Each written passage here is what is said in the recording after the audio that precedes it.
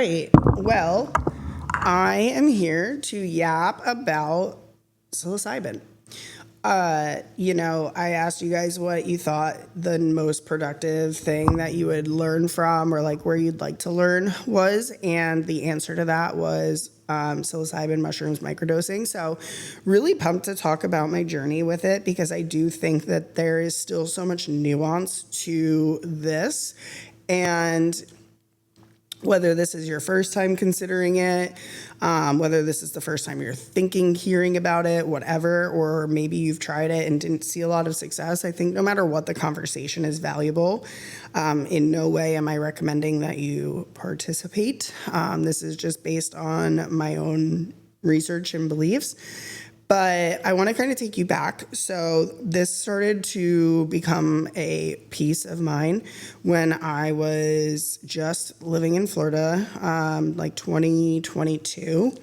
The biggest piece here that I think is important to reiterate is I was dealing with a lot of life. And what I mean by that is if you've listened to other episodes of me and Connor speaking or followed me for a while, maybe, I was finally at the tail end of like avoiding grieving my dad, living in a new state, new city, all the things. I was going through a complete shift in what I wanted to do in the bodybuilding world, which had been my identity for a very long time at that point, several years.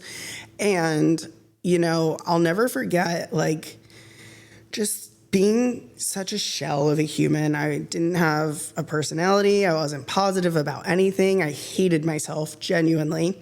And so the first time that I ever did psilocybin, or first few, I guess we could say, this was in no way a microdose. So I'll leave you in your imagination to decide what that looks like. But ultimately, started really like diving into therapy and grief and self-help and self-development because I was recognizing that I was lacking in so many areas. I wasn't showing up the way I wanted to. I wasn't the person I wanted to be. And again, like I really hated myself. There was nothing positive going on in my mental. And the feedback loop there was so freaking negative.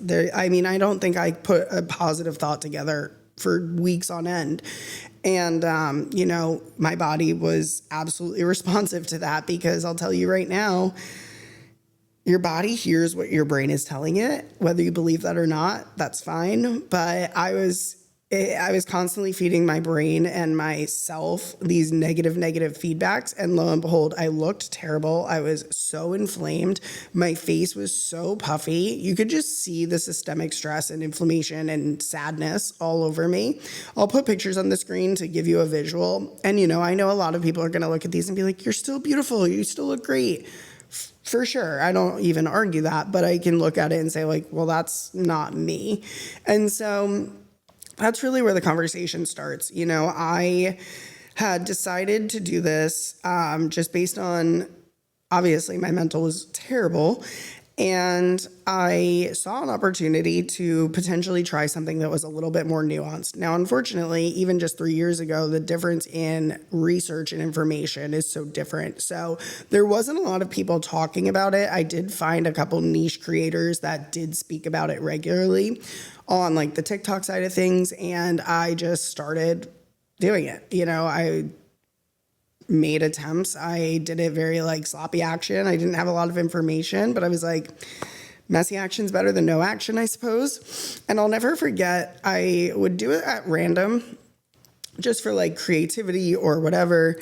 And I was like, oh, this is pretty interesting. I feel more positive today, like the next day. And I think one of the most telltale signs, and this is one I can truly reflect on and like recall, was at the time, I had lash extensions and I would sit through those appointments for like 90 minutes, 2 hours, whatever it was.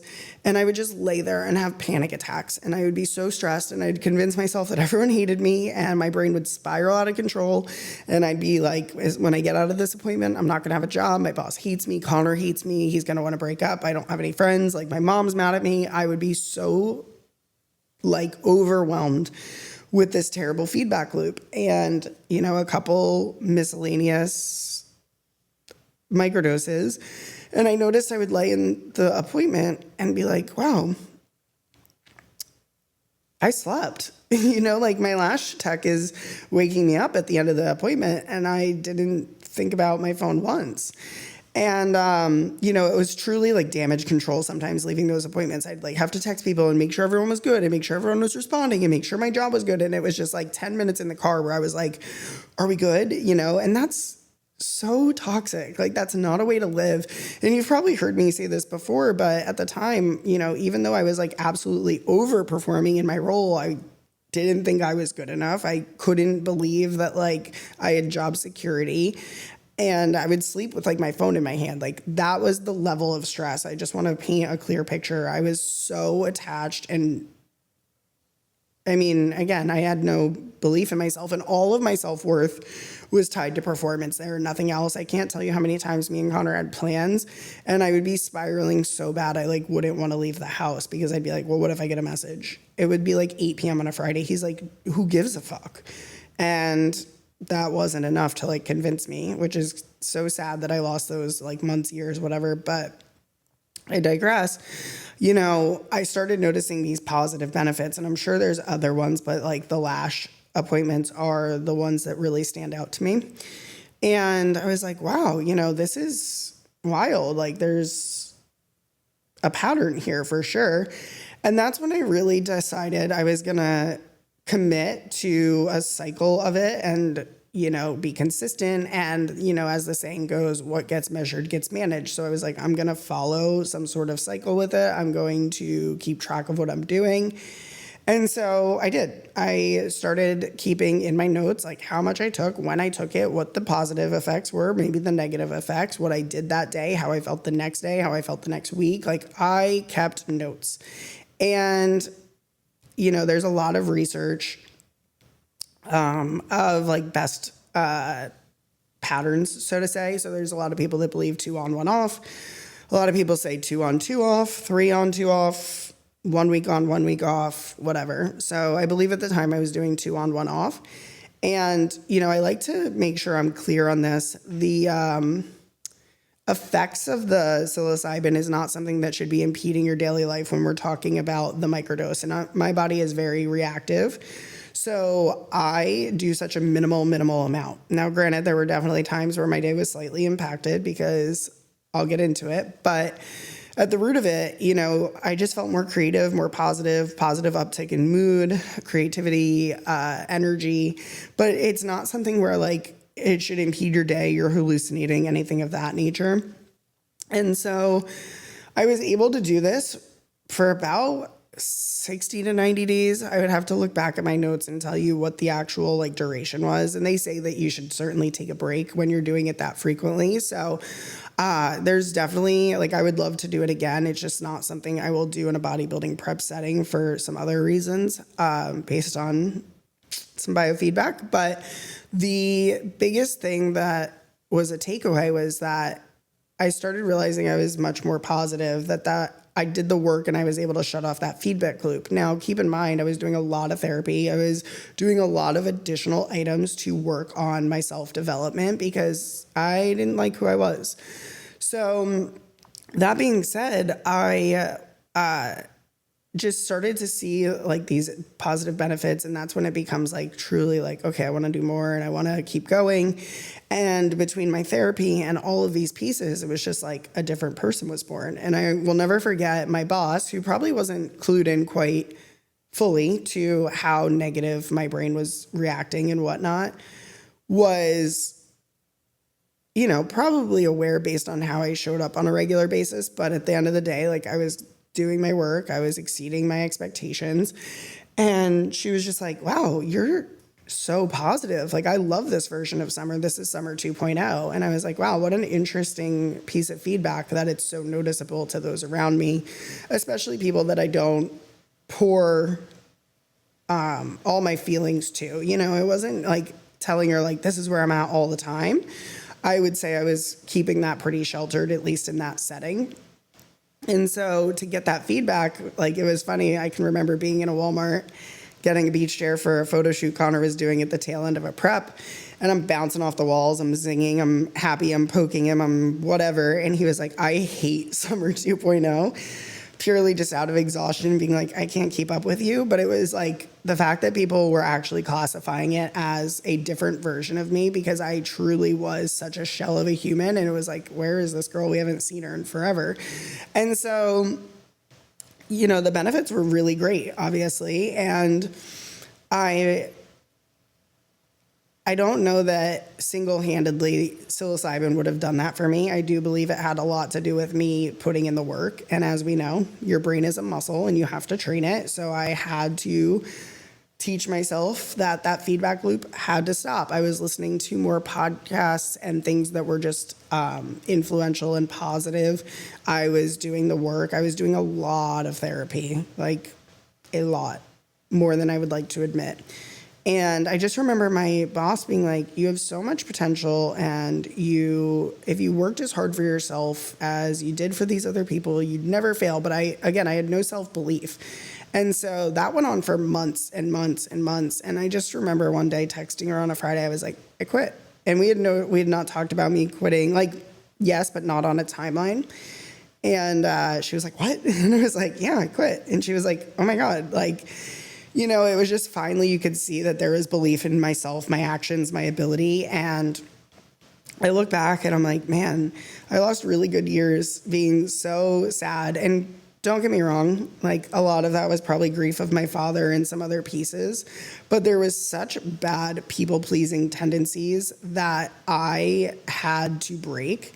And I would say, that still shows up from time to time, but I've done a lot of work to be like, okay, so what? You don't like what I have to say about it? You don't like what I do about it? Don't be my friend. Don't follow me. And as a people pleaser, that's so hard. Learning to say no, so difficult. Learning that no is a full sentence. Do you want to do this? No. It sounds so mean. It sounds so bitchy, but you have to protect your energy, especially as a business owner. And in a relationship, I'll be honest, like me and Connor talk about this all the time, and I'm sure that there's a podcast coming on this soon, but my circle, and for those reasons, is just so small because I respect myself, my boundaries, and the work I've put in too much to people please and extend myself. And I found that back when I was the saddest and the worst version of myself, I was constantly giving more to people than I would receive in return. And it gets so taxing. You are like lending money, lending help, lending support, lending an ear. And in return, you get like 10% of that. And I was like, you know what? For that reason, I don't feel bad about saying no about anything. Can you help me? No, I don't have bandwidth for that. It's a crazy parallel, or it's a crazy 180 from where I was. And I do attribute that to a lot of different pieces, but I think at the root of it, the psilocybin will tell you what you don't want to hear. And I say that jokingly and also seriously for anyone that has or has not partaken. The plant will speak to you. It sounds very woo-woo, but I can't tell you how many lights were shined on, oh, wow, you're really slacking here. You're really not picking up the pieces here. You're really not showing up here. And as you can imagine, when you're already a broken little shell of a human, there was a handful of times where those particular days ended with Summer under a weighted blanket like this, hoping I would be in a straitjacket. But it gives you the opportunity to shift and change. And that's why I believe in it so strongly, because I don't know that I would have become aware so soon that I was slacking in those areas. I can't tell you how many times I'd like walk into Connor's office and be like, oh my God, I'm so sorry. I didn't do this. I haven't been doing this. I haven't done this. And he'd be like, wow, that's crazy. You like picked up on that. But it was stuff we had never discussed. And that's why I know and believe that it works, is because it really just gets your brain working in a different way. And there's science that it opens different neural pathways and things of that nature. And I'm really excited to see how the science on it evolves as it's becoming used a little bit more medicinally and whatnot. But yeah, pretty crazy, pretty awesome experience. I did make, after a lot of trial and error and a lot of research, because there wasn't a lot of information out there, a really comprehensive guide on how to microdose, psilocybin, etc. And I remember looking back on it not that long ago and being like, wow, this is really well done. I never did anything with it. So if you'd like a copy, just shoot me a message. I'm not like charging anything for it or anything like that, but would love to share it. I think it has a lot of really good information in it. And I'm sure that the research has evolved since I did it, because it was like probably 2023 when I did create this. And I did it because I was getting a lot of questions. I was pretty vocal about it on social media at the time. My following was much smaller, but it's impacted me in so many positive ways. I'm more than happy to help others. I'm not suggesting you do anything crazy, illegal, or otherwise. But if you're interested in learning more, shoot me a text, shoot me a message. But yeah, I think we put a cap in it there. I mean, that was really all I wanted to speak on. The biggest thing is that it has a lot of benefits, but you have to be open-minded. You have to be willing to do the work, because again, I don't think that just doing the mushrooms would had changed me, on a multi different levels had I not been doing other self-development. But that is exactly why, now that I'm in this much more elevated place, both mentally and all things, I would love to do it again when I'm not in a bodybuilding prep setting, because I think that there's always room to improve and grow and develop. And, with what we want to do with our business and our brand and everything, I want to be the best version of myself for you guys as well. So that's the tea. Like I said, if you have any questions, I'm not opposed to doing like a second follow-up episode on this, answering questions or, potentially things I think of later. So don't hesitate to reach out. Doesn't matter what platform. You can find me here, Instagram, TikTok, Substack, all of them. I'll drop the links to subscribe to everything below so you never miss it. And then we'll catch up again after Reno. I fly out in less than 24 hours and I'm super excited. So bye, guys.